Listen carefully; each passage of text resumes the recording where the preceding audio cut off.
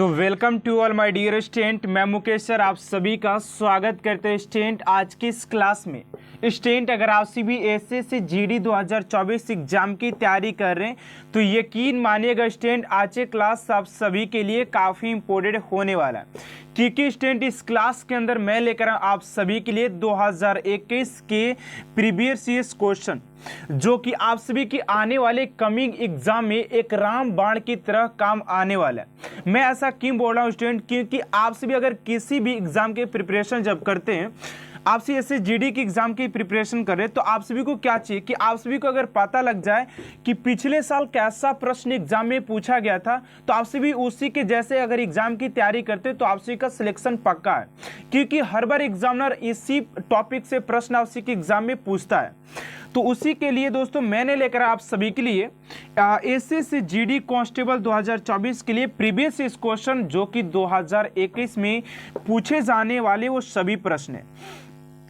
And यहाँ पर दोस्तों मैं आपसे बताने वाला हूँ कि किस किस टॉपिक से आप सभी के एग्जाम में प्रश्न पूछे जाएंगे। जीके की बात करें कि जीके के कौन कौन से टॉपिक से आप सभी के आने वाले एग्जाम में प्रश्न पूछे जाएंगे, ताकि आप लोग अपने प्रिपरेशन को और स्ट्रॉन्ग बना सके। तो स्टार्ट करते हैं स्टूडेंट आज की इस क्लास को।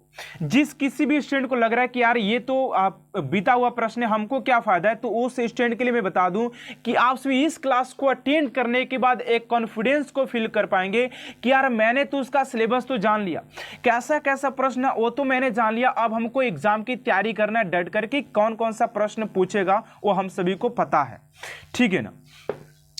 अगले बात करते आज की इस क्लास के फर्स्ट प्रश्न की ओर। कह रहा है कि उत्तराखंड का स्थापना दिवस कब मनाया जाता है। ये आप सभी के 2021 में पूछे गए प्रश्न है कि उत्तराखंड का स्थापना दिवस कब मनाया जाता है। तो राइट आंसर हो जाएगा आप सभी का 9 नवंबर को उत्तराखंड का स्थापना दिवस मनाया जाता है। अब इस वीडियो में आप सभी को एक ऐसी बात को बताने वाला हूं, एक ऐसे 5 से 10 टॉपिक के बारे में बात बताने वाला हूं कि आप सभी ने उस 10 टॉपिक को अगर 10 दिन में कवर अप कर लिया तो आप सभी के 10 नंबर कन्फर्म हो जाएंगे 25 में। 20 में 10 नंबर कन्फर्म हो जाएंगे, तो ध्यान से इस क्लास को अटेंड कीजिएगा। बात करते आप सभी का दूसरा नंबर प्रश्न है कि दूसरा नंबर है कि निम्न में से कौन सी हिमाचल प्रदेश की एक मार्शल नृत्य शैली है जो तलवार के साथ की जाती है। कह रहा है कि निम्न में से कौन सी हिमाचल प्रदेश की एक मार्शल नृत्य शैली है जो तलवार के साथ की जाती है। तो राइट आंसर हो जाएगा आप सभी का खैराती हो जाएगा। ऑप्शन नंबर डी स्टूडेंट आप सभी का राइट आंसर हो जाएगा। देखिए बहुत सारे स्टूडेंट को डाउट रहता है कि यार एसएससी जीडी वाले एग्जाम में कहाँ से करंट अफेयर्स के प्रश्न जो होते हैं वो कहाँ से पूछे जाते हैं। तो मैं इस वीडियो में आप सभी करंट अफेयर्स के भी प्रीवियस क्वेश्चन लेकर आया और आप सभी को वो प्रश्न करने के बाद खुद पता चल जाएगा कि कहाँ से प्रश्न पूछ रहा है, किस साल का पूछ रहा है, ठीक है ना। अगले प्रश्न को और बात करते हैं आप सभी का 3 नंबर प्रश्न पूछा जा रहा है कि 2018 पुरुषों की विश्व कप की मेजबानी निम्नलिखित में से किसने की थी। तो 2018 पुरुषों की विश्व कप की मेजबानी की बात करें कि किसने की थी, तो आप सभी का चहेता भारत था जिसका मेजबानी जिसने किया था।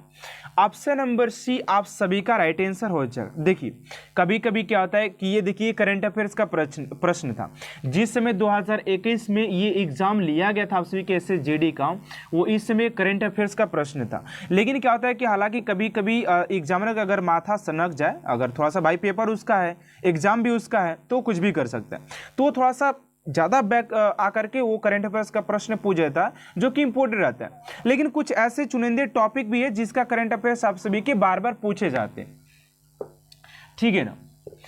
अगले प्रश्न को और बात करते हैं यहाँ पर प्रश्न नंबर आप सभी का 4 नंबर की समानता गर्म सामान्यता होना चाहिए गर्म महासागरीय धाराएं के निकट उत्पन्न होती है और ध्रुव की ओर गतिमान होती है। तो कौन होता है इसमें, तो राइट आंसर हो जाएगा आप सभी का भूमध्य रेखा। ऑप्शन नंबर सी आप सभी का राइट आंसर हो जाएगा भूमध्य रेखा। अगले प्रश्न को और बात करते हैं आप सभी का प्रश्न नंबर है 5 नंबर कि भारत के कितने राज्यों की सीमा सिक्किम से जुड़ी हुई है। तो भारत की बात करें कितनी जो सीमा है वो आप सभी के सिक्किम से जुड़ा है। तो आप सभी अगर मैप को देखे होंगे तो आप सभी को आइडियाज होगा कि ये जो है ना वो कितने से जुड़ा हुआ है, तो सिर्फ 1 से। क्या हो जाएगा, एक हो जाएगा। ऑप्शन नंबर 1 आप सभी का राइट आंसर हो जाएगा। सिक्किम की बात करें। अगले प्रश्न की ओर बात करते हैं स्टूडेंट, आप सभी का 6 नंबर प्रश्न है। धारा 19 के तहत गारंटी कृति सभी मौलिक अधिकार भारत के संविधान के कुछ अनुच्छेद के तहत स्वचालित रूप से निलंबित हो जाते हैं। तो 6 का हो जाएगा आप सभी का सी, यानी कि 352 हो जाएगा। ऑप्शन नंबर सी आप सभी का राइट आंसर हो जाएगा। 352 अनुच्छेद क्या होता है, निलंबित हो जाता है। देखिए ये जो प्रश्न आप सभी के अनुच्छेद से पूछा गया, अगर हम बात करें तो अनुच्छेद के प्रश्न तो आप सभी के एग्जाम में संविधान से रिलेटेड 1 से 2 प्रश्न 100% पूछेगा। आप लोग किसी भी ईयर का किसी भी शिफ्ट का अगर प्रश्न देखते हैं तो आप सभी के 1 से 2 प्रश्न संविधान का अवश्य देखने को मिलेगा ही मिलेगा, ठीक है ना। अगले प्रश्न को और बात करते हैं स्टूडेंट, आप सभी का 7 नंबर प्रश्न कवर अप करने से पहले आप सभी से एक छोटा सा रिक्वेस्ट है कि अभी तक आपसे मेरे इस चैनल को सब्सक्राइब नहीं किए तो प्लीज़ स्टूडेंट इस चैनल को सब्सक्राइब कर साथ साथ बेल आइकन को भी प्रेस कर दीजिएगा, ताकि ऐसा हर एक मोस्ट इंपोर्टेंट क्लास स्टूडेंट आप तक सबसे जल्द पहुँचते रहे। छत्तीसगढ़ का स्थापना दिवस कब मनाया जाता है? तो छत्तीसगढ़ के स्थापना दिवस की हम बात करें तो ये मनाया जाता है आप सभी की 1 नवंबर को। ऑप्शन नंबर सी आप सभी का राइट आंसर हो जाएगा। 1 नवंबर को स्थापना दिवस मनाया जाता है।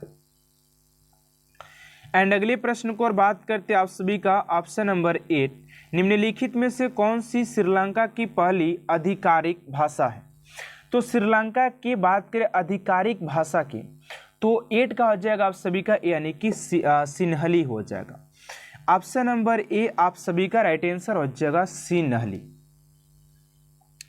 अगले प्रश्न को और बात करते हैं स्टूडेंट, आप सभी का 9 नंबर प्रश्न पूछा जा रहा है कि नवंबर 2020 में निम्नलिखित में से किसने वीडियो कॉन्फ्रेंस के माध्यम से विश्व संगठन कार्यकारी बोर्ड के यानी कि WHO की बात किया जा रहा है, वर्ल्ड हेल्थ ऑर्गेनाइजेशन बोर्ड के 147वें सत्र की अध्यक्षता की थी? यानी कि ये देखिए आपसे के 2020 का प्रश्न है और आपसे के 2021 के एग्जाम में पूछा गया था, ठीक है ना। तो आपसे के जो देखिए मेन कुछ मैंने बताया आपसे पहले कि कुछ चुनिंदे टॉपिक होते हैं जिससे कि आपसे के SSC GD वाले एग्जाम में पूछे जाते हैं, ठीक है ना। अगले यहाँ पर सॉरी इसका आंसर मैंने नहीं बताया, इसका जो राइट आंसर हो जाएगा आप सभी का डॉक्टर जो हो जाएंगे हर्षवर्धन हो जाएंगे। Option number A. अगले प्रश्न को और बात करते हैं और आपसी को कमेंट बॉक्स में बताना है कि WHO की बात करें इसका जो आपसी के जो इसका मुख्यालय कहाँ पर हेड क्वार्टर की बात किया जाए तो आपसी को इसका आंसर कमेंट बॉक्स में देना है, क्योंकि इससे भी आपसी के एग्जाम में प्रश्न बार बार पूछे जाते हैं। अगला प्रश्न आपसी का 10 नंबर कि दारा सिकोह अतः उत्तराधिकार के युद्ध सामगढ़ की लड़ाई किसके बीच हुई थी और किसकी हार हुई थी? तो बात करें किसकी हार हुई थी ना, तो ये हो जाएगा आपसी की औरंगजेब की हार हुई थी। और आपसे कमेंट बॉक्स में बताना है कि ये जो युद्ध हुआ था युद्ध सामरगढ़ किसके बीच हुआ था।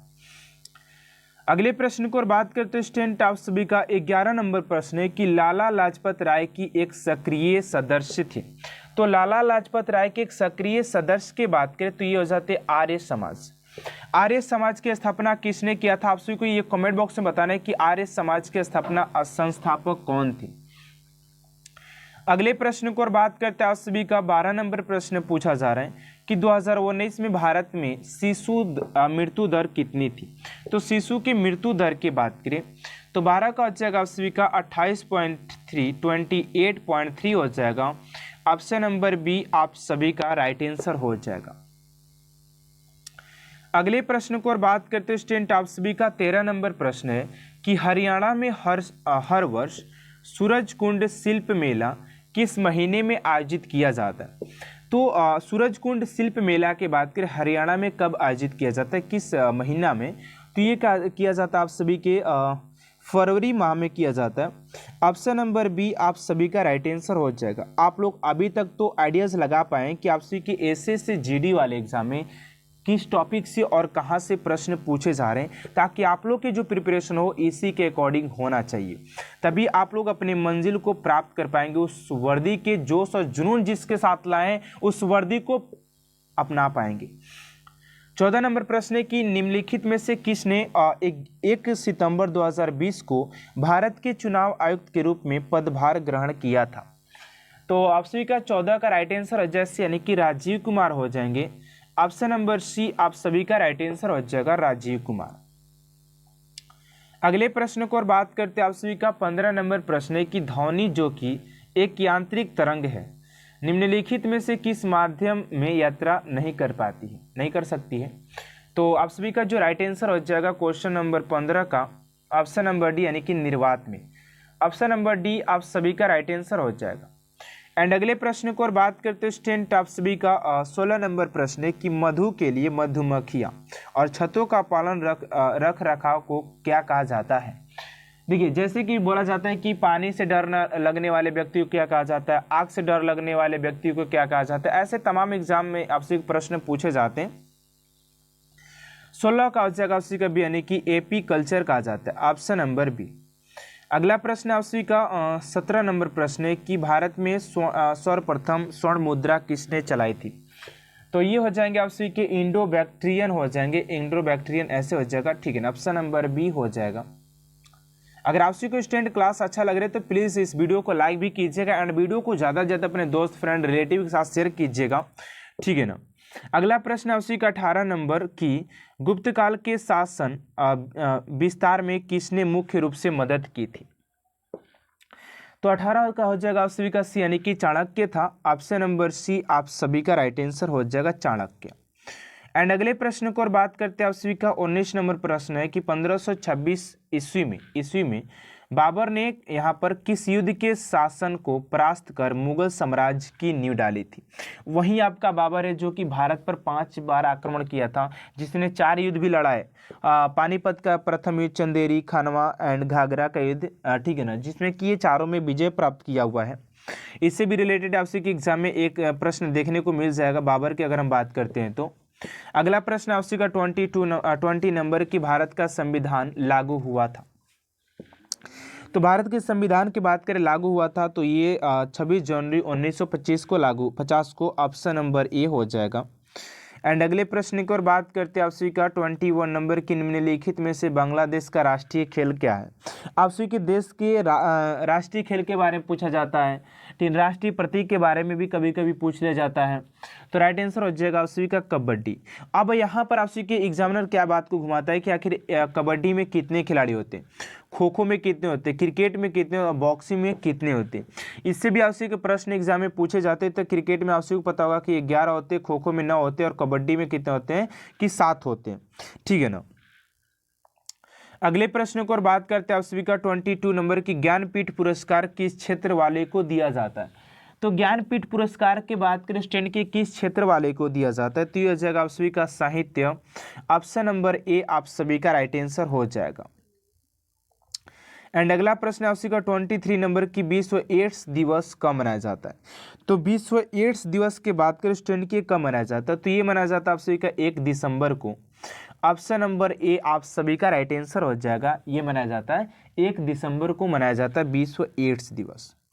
एंड अगले प्रश्न को और बात करते हैं 24 नंबर की निम्नलिखित में से कौन सी पुस्तक आर्यभट्ट द्वारा लिखी गई थी? तो आर्यभट्ट के द्वारा लिखी गई पुस्तक की बात करें तो आर्यभट्टियम था। Option number B. अगला प्रश्न है और आज का लास्ट प्रश्न है आपसे का 25 नंबर निम्नलिखित में से किस पशु को भारत के राष्ट्रीय प्रतीक में स्थान नहीं मिला है? तो इस क्वेश्चन का राइट आंसर क्या होगा स्टूडेंट आपसे कमेंट बॉक्स में देना है एंड देखते हैं कितने स्टूडेंट इस क्वेश्चन का राइट आंसर दे पाते हैं। और आपसे लास्ट में कमेंट कीजिएगा कि आप सभी ने 25 क्वेश्चन में कितने क्वेश्चन को खुद से अटेंड कर पाए, ताकि आप लोग अपने प्रिपरेशन का, अपने कैपेसिटी का एक अंदाजा लग पाए कि आप सभी ने कितने एग्जाम के लिए तैयार हैं। तो इस वीडियो को लाइक कर एक चैनल को सब्सक्राइब जरूर कर दीजिएगा। मिलते हैं नेक्स्ट वीडियो में। Thanks for watching my video.